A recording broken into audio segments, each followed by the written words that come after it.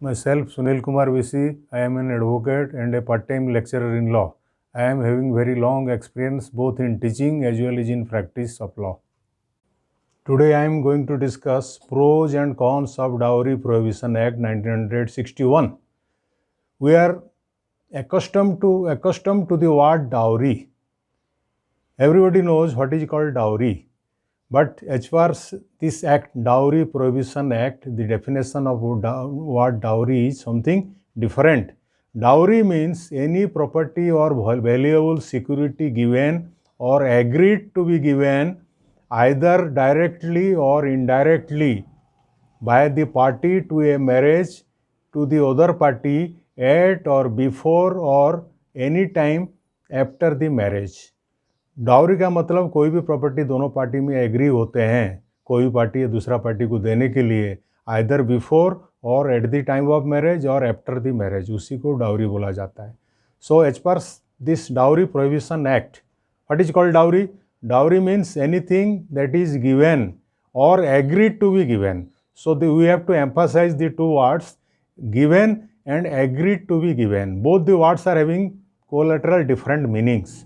जो वर्ड दो है, गिवन दिया गया और एग्री किया देने के लिए, ये दोनों का में काफ़ी फ़र्क है.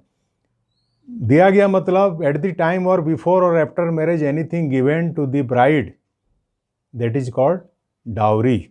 और if the parents of the bride they have promised, they have agreed that something they will give later on, either on the demand or without demand, that is called also dowry.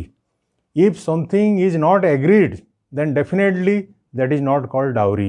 If simple demand itself does not constitute the word dowry.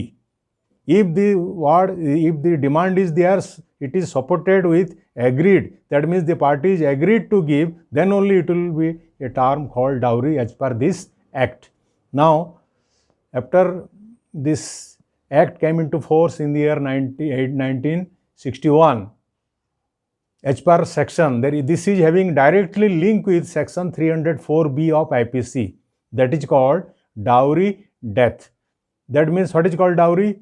If anything is given to a bride by the demand of the other side, that is called dowry. Now it is having direct link with section 304B. If any woman dies in a suspicious circumstance within 7 years of her marriage, and it is seen that soon before her marriage she was subjected to cruelty and harassment, that is called dowry death as defined under section 304B of IPC.